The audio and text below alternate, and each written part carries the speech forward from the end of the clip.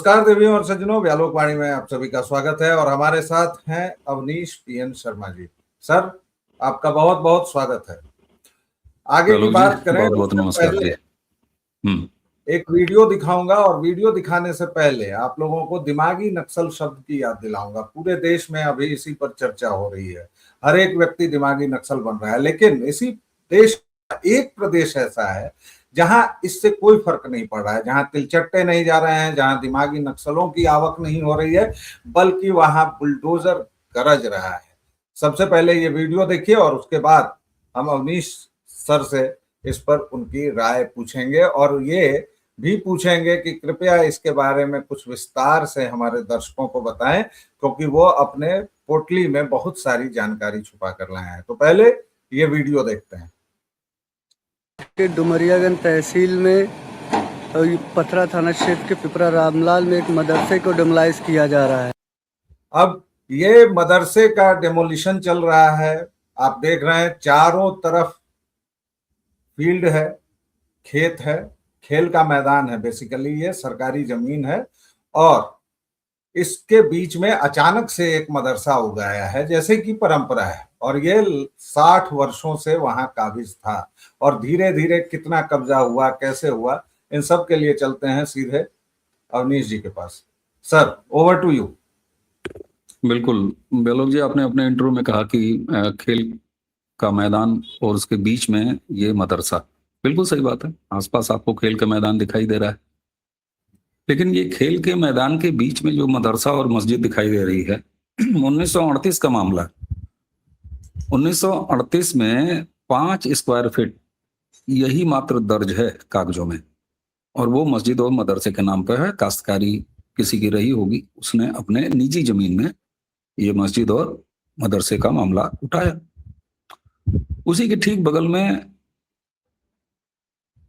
बच्चों के खेलने का मैदान है और धीरे धीरे इन 60 सालों में 1938 से अब तक इन 60 सालों में 7000 स्क्वायर फीट और इसको बढ़ाया गया और अब ये मामला 14000 स्क्वायर फीट का था। 7000 और बुलडोजर चल गया और गिर गया। अच्छा, उत्तर प्रदेश में बुलडोजर चलना कोई अब बहुत जैसे चौंकाने वाला मामला नहीं रह गया है, और इसलिए नहीं रह गया है कि ऐसा नहीं है कि यहाँ पर कोई बनाना रिपब्लिक टाइप सरकार है और किसी कोई तानाशाह बैठ गया, नहीं। बाकायदे सुप्रीम कोर्ट की 7 पेज की गाइडलाइन के आधार पर, जिसको सुप्रीम कोर्ट ने बनाया है, और मैं अगर ये कहूं कि योगी आदित्यनाथ की सरकार ने बनवाया है या बनाने पर मजबूर कर दिया। हम सबको याद होगा कि 16 से 18 याचिकाएं सुप्रीम कोर्ट में पहुंची थी योगी के बुलडोजर मामले के खिलाफ। कपिल सिब्बल से लेके तमाम वकील खड़े थे और ये हुआ कि साहब ये जब तब बुलडोजर चला देते हैं। योगी सरकार का सिर्फ एक ही तर्क था कि साहब हम केवल अवैध पर बुलडोजर चलाते हैं। सुप्रीम कोर्ट ने कहा कि अवैध पर बुलडोजर चलाना, उसको ध्वस्त करना बिल्कुल हम रोकेंगे नहीं, आपको चलाना होगा, और वैध पर बाबा चलाते नहीं। तो सुप्रीम कोर्ट ने कहा कि लाओ हम पूरे भारत में बुलडोजर चलाने का रास्ता खोलते हैं, थैंक्स टू योगी आदित्यनाथ और उनकी सरकार, और वो 7 पेज का बुलडोजर आ गया। लेकिन कल जो ये तस्वीर आ रही है सिद्धार्थनगर, जो कि नेपाल का हमारा सीमावर्ती जिला है, नेपाल की साइड उत्तर प्रदेश का, वहां पर ये अलग मामला क्यों है? क्या ये केवल 60 साल पुराना है और उसको ढहा दिया इसलिए अलग है? नहीं। क्या ये केवल इस तरह का मामला है कि वहां पर इतने सालों से अवैधता चली आ रही थी और उसको किसी भारत की बड़ी कोर्ट, किसी हाई कोर्ट ने, किसी सुप्रीम कोर्ट ने ऐसा बड़ा आदेश दिया कि दुनिया की कोई ताकत उसको रोक नहीं पाई, और 60 साल पुराना वो कब्जा जो है वो ढह गया? नहीं, ये भी इसमें विशेष नहीं। विशेष ये है कि अगर आपकी नीयत साफ हो तो आपके पास या किसी भी सरकार के पास वो कानूनी संवैधानिक इंतजाम पहले ही मौजूद हैं हमारी व्यवस्था में, बस आपको उसको इंप्लीमेंट करना है और तब आप योगी आदित्यनाथ बन जाते हैं। अगर इसी मामले का उदाहरण मैं दूं तो दर्शकों आपको मतलब गुदगुदाएगी बात और आपको लगेगा कि ये कल्पना तो मैं नहीं देख रहा हूं, क्या ऐसा भी हो सकता है? हाँ, हमारे व्यवस्था में है। मैं इसी से आपको बताता हूँ व्यालोक जी। अब देखिए क्या हुआ। ये मामला 2022 में सबसे पहले गया। कौन लेके गया? योगी आदित्यनाथ की सरकार थी। लेकिन ना, क्रेडिट मत दीजिए उनको, बिल्कुल क्रेडिट मत दीजिए। योगी आदित्यनाथ नहीं लेके गए इस मामले को। उनको नहीं पता था। वो तो आराम से 17 से सत्ता चला रहे थे। हम लोग चिल्ला रहे थे, वाह योगी जी, वाह योगी जी, बहुत अच्छा, बड़ा मजा आ रहा है। उस इलाके के, उस गांव के 5 ग्रामीण, और उन्होंने कहा कि साहब ये 5000 स्क्वायर फीट में था, आज ये 14,000 स्क्वायर फीट में है। बच्चों के खेलने के मैदान को इन्होंने कब्जा किया है, वहां पर मदरसा बनाया है, वहां पर मस्जिद बनाई। अच्छा, वो 5 ग्रामीण कहाँ गए? हम लोग कभी कभी अपने न्यायिक व्यवस्था को कोसते हुए कहते हैं किसी की औकात नहीं है कि कोर्ट से वो फैसले लाए और दिस एंड दैट। अच्छा लगता है सुनने पर, वाकई सड़ी गली व्यवस्था है, ऐसे भी उदाहरण हैं। लेकिन मैं वो उदाहरण आपको दे रहा हूं। इस मामले में 5 लोकल ग्रामीण गांव वाले गए। कहाँ गए? कहीं कोई टिकट कटा के इलाहाबाद हाई कोर्ट नहीं गए, न सुप्रीम कोर्ट गए, न कपिल सिब्बल को वकील का किया, और न क्राउड फंडिंग जुटाई, कहा हमको तमाशा दीजिए, न 10 नेताओं को, बिल्कुल नहीं। कहाँ गए? जो इनिशियल रेवेन्यू कोर्ट होता है। इनिशियल रेवेन्यू कोर्ट हमारे यहाँ क्या होता है? तहसीलदार कोर्ट। अब बहुत सारे लोग जो तहसीलदार पद का मजाक उड़ाते हैं, जरा प्रशासनिक जब कामकाज का तरीका समझेंगे तो tehsildar is the first appealing court revenue matters में। ये 5 के 5 एक अर्जी लेके तहसीलदार कोर्ट में गए, तहसीलदार के पास, और उन्होंने कहा कि साहब देखिए ये 7,000 स्क्वायर फीट की अवैध कब्जा है। तहसीलदार कोर्ट ने एक आदेश सुनाया, सारे पड़ताल किया, कानून गो पटवारी सबसे पेपर लिया, और उसके बाद एसडीएम कोर्ट भी अभी नहीं, मैं तहसीलदार कोर्ट की बात कर रहा हूं। इसके ऊपर जिले तक अभी 2 कोर्ट होती हैं, तहसीलदार कोर्ट, फिर उसके बाद होता है एसडीएम कोर्ट, उसके बाद तब जाके डीएम कोर्ट होता है, उसके बाद फिर सेशन कोर्ट होता है जो प्रशासन के अलग होता है। उन्होंने मौका मुआयना किया, सारी जांच की, और जांच करने के बाद ये आदेश पारित कर दिया कि 7,000 स्क्वायर फीट पर अवैध कब्जा है, यहां से बेदखल हो कौन? मदरसा और मस्जिद। मस्जिद वाले मौलाना तुरंत जाग पड़े और इस ऑर्डर को कहां चैलेंज किया? एसडीएम कोर्ट में नहीं, उन्होंने डीएम कोर्ट में चैलेंज किया। अपने हिसाब से थोड़े से और बड़े कोर्ट में वो गए कि साहब देखिए हमारा तो 1938 से यहाँ पर बल्लाहू बकबर चल रहा है, तो आप कैसे मतलब ये कर सकते हैं? डीएम साहब ने कितना टाइम लगाया मालूम है आपको? 3 साल। गहन डीएम कोर्ट ने उसको सुना, तारीख पे तारीख, तारीख पे तारीख, कागज पे कागज, कागज नहीं दिखाएंगे कि ऐसी की तैसी, ये लो कागज, दे लो कागज। और 3 साल के सघन सुनवाई के बाद डिस्ट्रिक्ट मैजिस्ट्रेट कोर्ट है, ये कोई हाई कोर्ट नहीं, कोई सुप्रीम कोर्ट नहीं, डिस्ट्रिक्ट मैजिस्ट्रेट कोर्ट ने कहा कि जो तहसीलदार का ऑर्डर है 3 साल पुराना, वो बिल्कुल सही है, बेदखल हो। और किस तारीख को ये किया? 3 साल के बाद, 14 अगस्त 2026। आज हम 19 अगस्त 2026 को बात कर रहे हैं। बुलडोजर कब चल गया? 18 अगस्त को। 14 अगस्त को ऑर्डर आया। कहां का ऑर्डर? किसी सुप्रीम कोर्ट, किसी हाई कोर्ट का नहीं, डिस्ट्रिक्ट डीएम कोर्ट का ऑर्डर। और तंत्र ने योगी के समय में अपने आप को ऐसा सिंक्रोनाइज कर लिया है कि महज 3 दिन के अंदर 60 साल पुराना कलंक मिटा दिया गया। अब मैं पूछता हूं, दर्शकों जरा ध्यान रखिए, हम लोग निराशा की बहुत बातें करते हैं, कहते हैं कि नहीं हमारे यहाँ की कोर्टें गल गई हैं, सड़ गई हैं, लेकिन यहां पर तो 5 ग्रामीणों ने काम करके दिखा दिया, और किससे? जिले से बाहर नहीं गए, सिद्धार्थनगर जिले से बाहर नहीं गए, न शिकायतकर्ता बाहर गया और न अवैध कब्जेदार बाहर गया। लेकिन हाँ, ऑर्डर तो बहुत सारे पड़े हुए थे। इसीलिए मैं एक चीज कहता हूं, जो लोग ये कहते हैं कि 15 साल के मोदी शासन में, जो 15 साल का हो जाएगा, चुन लिया है हमने तो तीसरी बार, हम राहुल गांधी वाले थोड़ी ना जो कहेंगे कि 6 महीने बाद मोदी नहीं रहेंगे प्रधानमंत्री। इन समय में बदला क्या है? इन समय में दरअसल बदला मात्र इतना है कि एक क्लियरिटी है, और क्लियरिटी के साथ साथ आपने एक अपने लिए ऐसी सरकारें जिसको कि वो डबल इंजन कहते हैं, वो लगातार चुनना शुरू किया है। यहाँ कोई कंपटीशन दिल्ली और लखनऊ में करने की आवश्यकता नहीं है। मैं उसे कूटनीतिक चर्चाएं मानता हूं।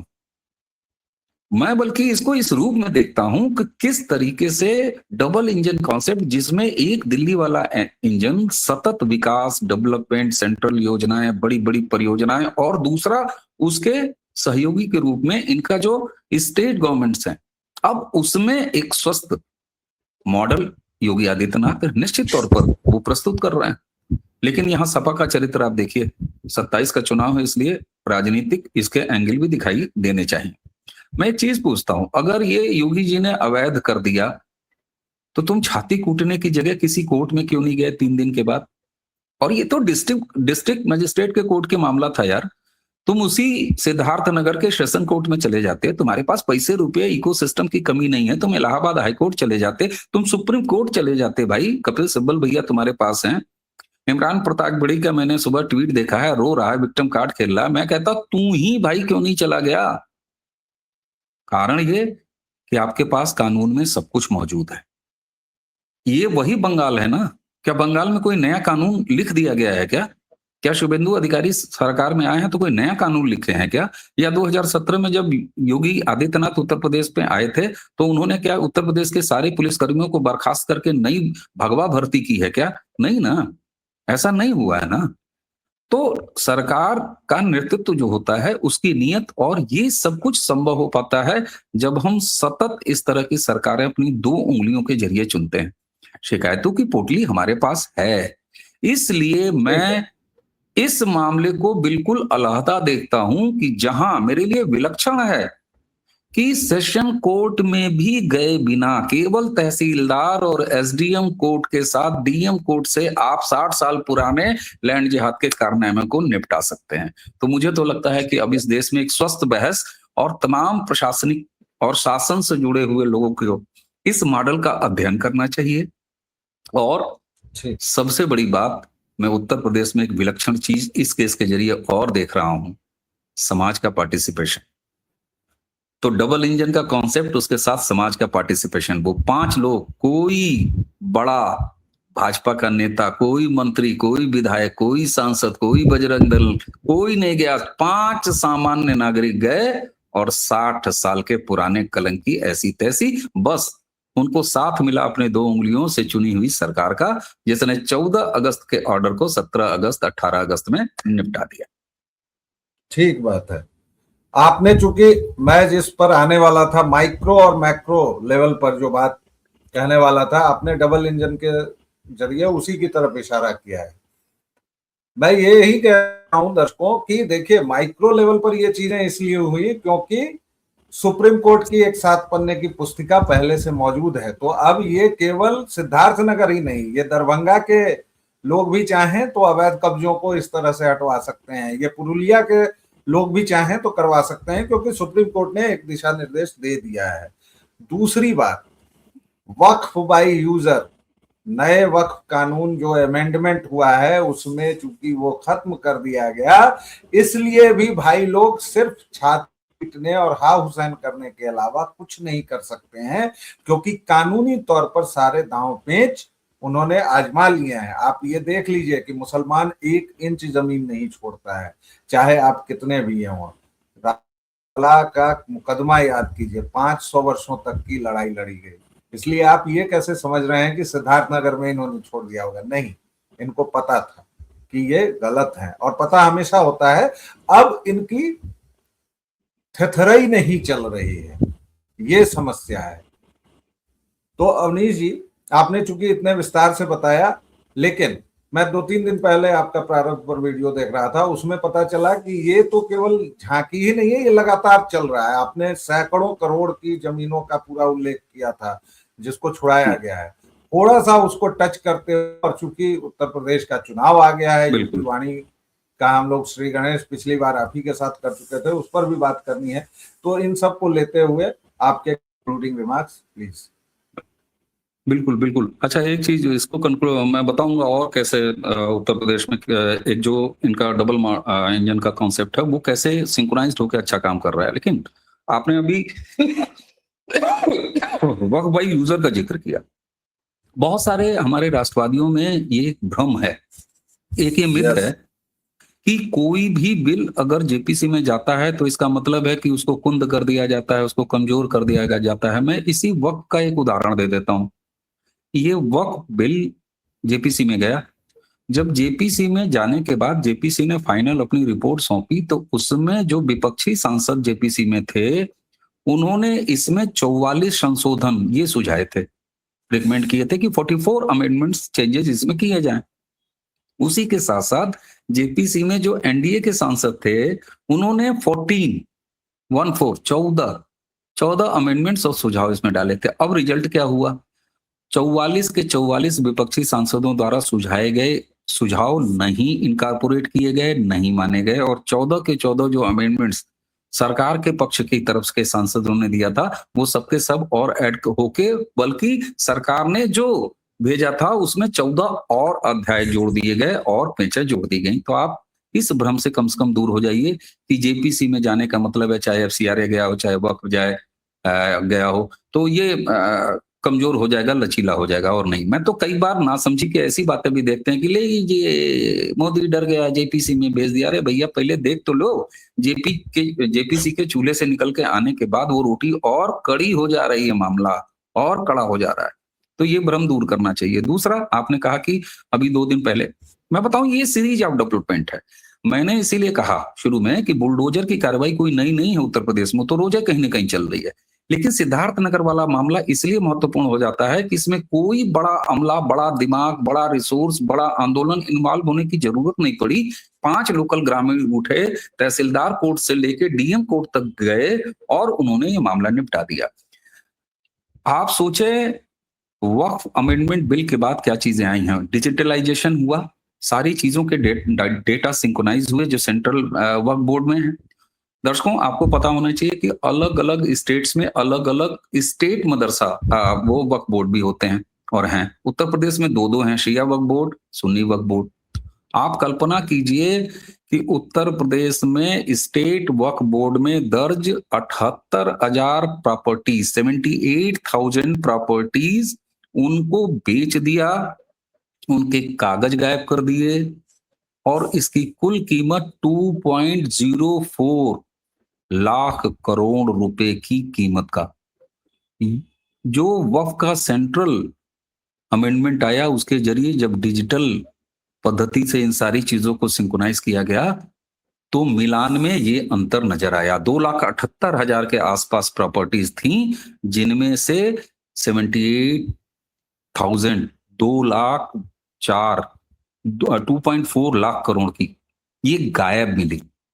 और अब चूंकि सबके डेटाज हैं, और ये शिकायत किसने किया? ये शिकायत करने वाले ने किन मुतल्लियों ने बाय नेम, किन मौलानाओं ने बाय नेम, किन लोगों ने, किन ऑर्गेनाइजेशंस ने ये जमीन, और घृणित काम देखिए जरा कि क्या कहेंगे, ये लैंड जिहादी 1-1 लाख से लेके 10-10 लाख रुपए में कब्रें बेची हैं वक्फ बोर्ड ने। तो ये सारा कुछ पकड़ में कैसे आया है? और शिकायत अब योगी आदित्यनाथ के संज्ञान में है, और योगी आदित्यनाथ जी उन सारी संपत्तियों को, और यहाँ आता है वक्फ बाय यूजर एक बार फिर, अब उसका लैंड यूज बदल चुका है। तो ये कहीं से भी वक्फ का जो सेंट्रल का अमेंडमेंट कानून है, ये सब उसकी वजह से हो रहा है। आज 2.4 लाख करोड़ रुपए की कीमत की वो 78,000 प्रॉपर्टी उत्तर प्रदेश में अब सरकार के पास आ रही है। और आपको बताऊं, 9.5 साल में आप ये नहीं कह सकते कि उत्तर प्रदेश में मजहब देख के लोगों को तंग किया जा रहा है। ये विक्टिम कार्ड खेलने वाले जरा बाज आए। 9.5 साल में आप सोचिए, 2,18,000 एकड़ ये अवैध कब्जे 9.5 साल में उत्तर प्रदेश में हटाए गए हैं, और ये भू माफियाओं द्वारा कब्जा की गई जमीनें थीं, जो सरकारी जमीनें थीं, और जिसकी वजह से उत्तर प्रदेश का लैंड पूल आज लगभग 2.5 लाख एकड़ एक्स्ट्रा हुआ है लैंड पूल, और इसका इस्तेमाल नई इंडस्ट्रीज के लिए, नए प्रोजेक्ट्स के लिए ये किया जा रहा है। तो 9.5 साल में अब भू माफिया में कौन है? केवल मुस्लिम भू माफिया है? नहीं है। तो इस तरीके से एक बड़ा लैंड पूल भी उत्तर प्रदेश में तैयार हुआ, और योगी जी तो एक ओपन डोमेन में कहते हैं, उन्होंने कहा एक वाकया बता देता हूँ। उन्होंने कहा कि एक डीजीपी साहब आए फाइल लेके, तो हमने कहा हाँ भाई बताओ क्या है। तो योगी जी ने कहा कि मुझे लगा कि ये रिटायर होने वाले हैं तो अपना एक्सटेंशन की फाइल लेके आए होंगे, लेकिन वो लेके आए थे कि साहब ऐसा है, आप फॉरेंसिक इंस्टीट्यूट के लिए पुलिस के लिए जमीन खोज रहे हो और यहीं बगल में जो है एक ये अवैध कब्जा है। उन्होंने कहा अरे ये काम तो मुझे बहुत पसंद है, लाओ दो। तो ये है योगी आदित्यनाथ का सिंक्रोनाइज्ड एक मॉडल, जिसके वजह से सुप्रीम कोर्ट तक भी इस बात को अब कोई स्टे नहीं दे पाता।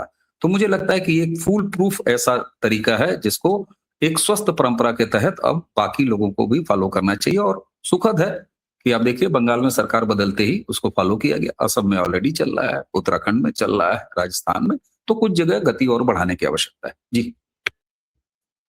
तो दर्शकों श्रोताओं, भू माफिया पर बुलडोजर का वार लगातार चल रहा है। उत्तर प्रदेश पर यह विस्तृत और गहन चर्चा आपने सुनी। मुझे लगता है कि अवनीश जी ने जो आंकड़े दिए हैं, जो फैक्ट्स दिए हैं, जो सच्चाई बताई है, ये एंगल और ये आंकड़े आपको और कहीं नहीं मिलेंगे, तो आपको ये चर्चा जरूर पसंद आएगी। व्यालोकवाणी पर आप जिस तरह अपना स्नेह और प्रेम बनाए हुए हैं वो बरकरार रखिए। अवनीश सर, आपका बहुत बहुत धन्यवाद, आपने एक शॉर्ट नोटिस पर हमें समय दिया। दर्शकों श्रोताओं, फिर मिलेंगे, तब तक के लिए दीजिए आज्ञा। जय जय सिया राम।